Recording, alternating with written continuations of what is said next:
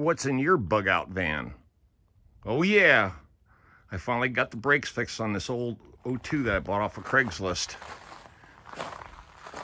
Man, I spent a little bit of money on it, but I'll tell you what, this is a hell of a van. I love it.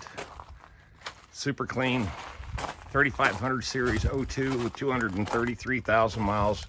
Interior super clean. I'm up here doing some work at the little house, and I'm gonna show you what that is here in a second. But probably asking, why is that mattress in there in the cooler? Well, I've always wanted this van to be, you know, one that I can take my boat and go down to the beach, and then if I want to spend overnight and do overnight fishing, I got a nice little rig. But that came out of the little house because that was on a cot. Well, I'm doing an upgrade, and I'm going to haul this back to the city. So this is kind of a multi-purpose thing, because this van's got carpeting in it, insulation all the way around. So it's really not that bad. I spray painted the windows to block them out.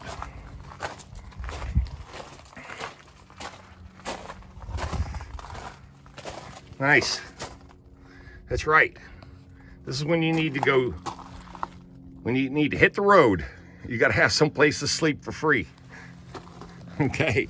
And also too, you got to go blackout, man. Total blackout, man. This is my new cover, bro.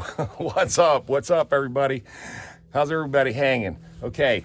I just thought I'd show you my little prepper van. This is kind of cool. If I need to hit the road and get out of town.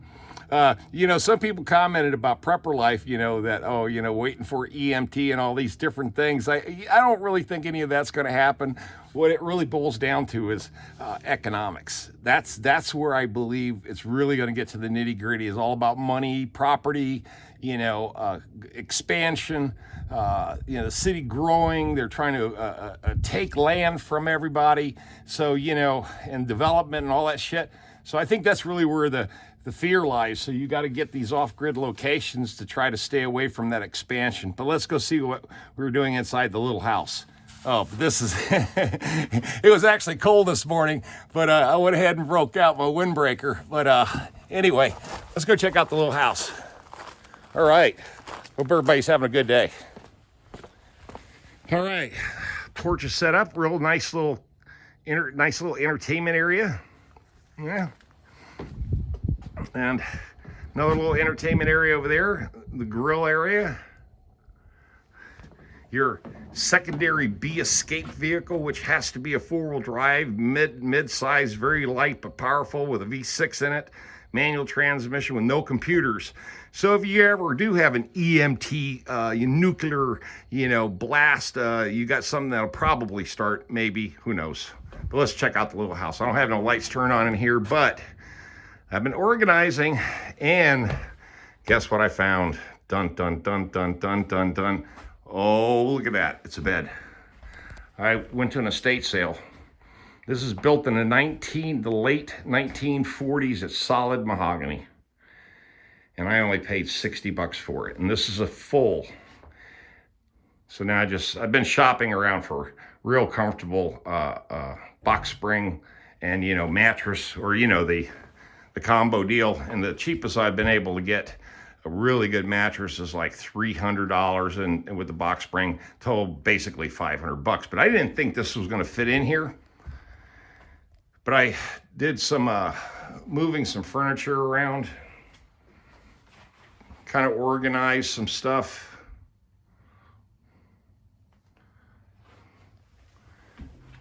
But this is a great place to hang out. It is fancier than most New York apartments, and it's definitely bigger. I got all my stuff, man. All my heavy duty winter clothes, brought a bunch of stuff up too. All my heavy duty gear, just stuff, heavy duty blankets, and, you know, just all the stuff, extra lounge chairs. Now I got a spare cot.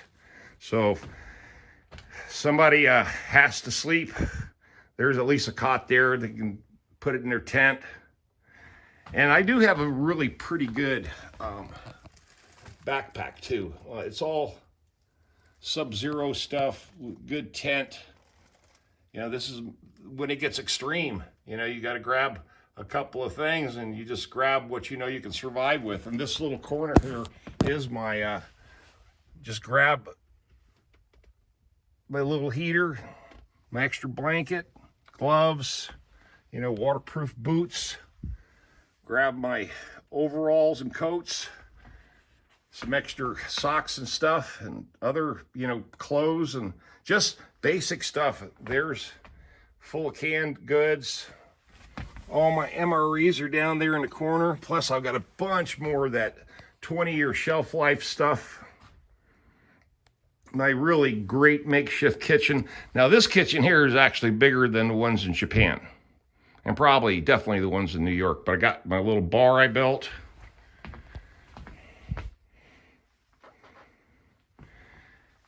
Service panel. One day I'll get an electrician to wire this thing up so I can run the whole thing off of 220 from my generator.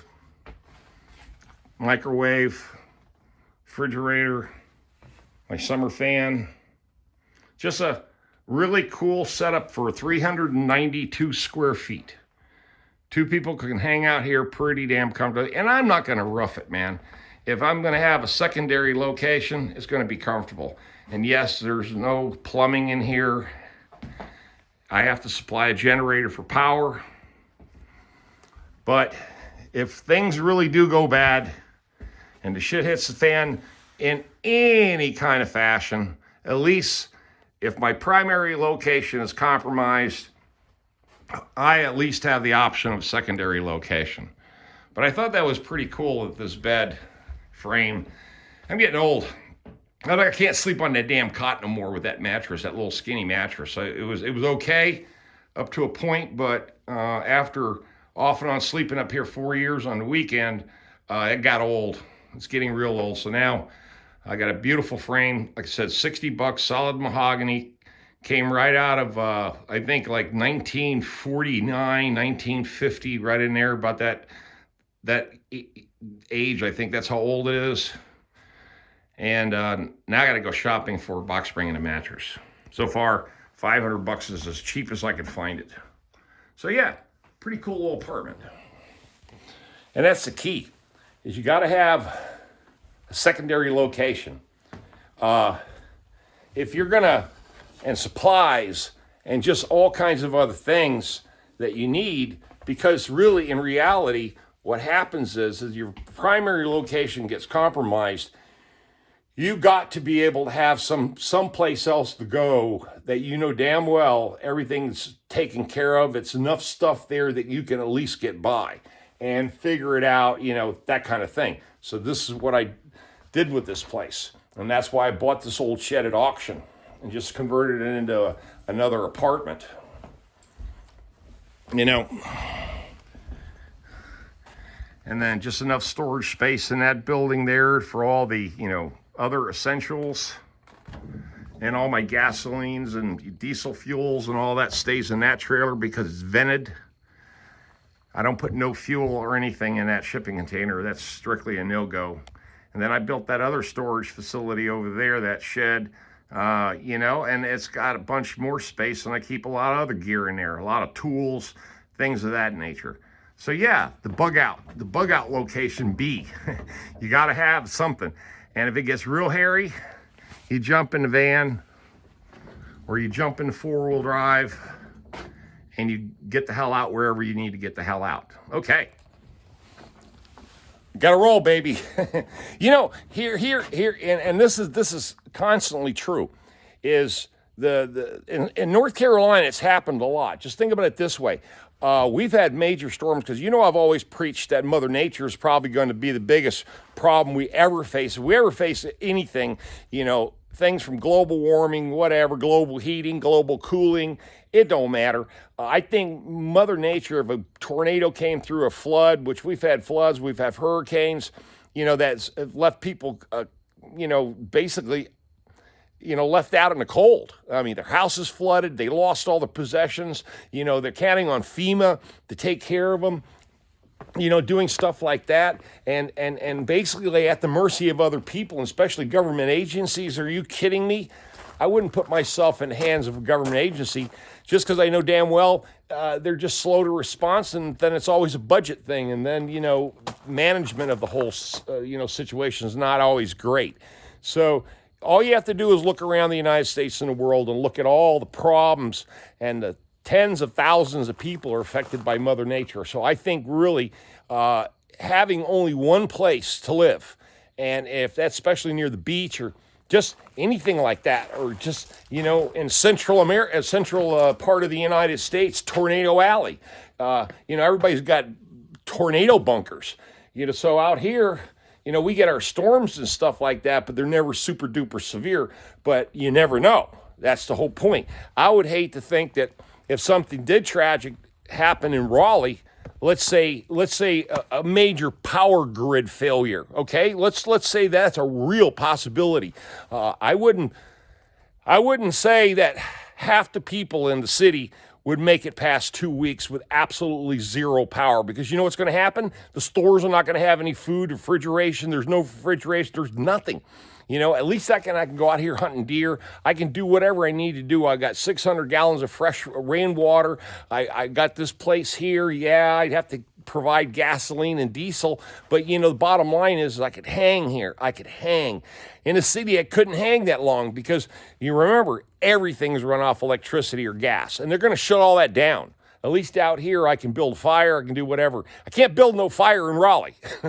Think about it that way. Can't build no fire in Raleigh. And besides, what I'm going to do, cut my own damn trees down in my front yard? That ain't going to happen either. So, just think about it this way. Prepper life means you're preparing for life, but you're also preparing for everything that is unforeseen. Unforeseen, is guessing, but is considered using your head and guessing through it the right way. Okay. And hopefully your predictions are right. You never know. A lot of times they're wrong. But I thought I'd give you this little guided tour. I'm booked for the next 5 days. And yes, I got to work Thanksgiving all day long. The new contract I signed, I went down there this morning. They said, do it. Get it done. Get everything handled. And we want it done by Sunday. So next 5 straight days, I've got to bust my ass. It's all good. It's a big paycheck, and it'll definitely round the year out right. You guys have a blessed day. Talk to you later. Tom out of here. Leave those comments. Subscribe, thumbs up, share, like. And remember, use your head, common sense, and prepare for anything. Be good.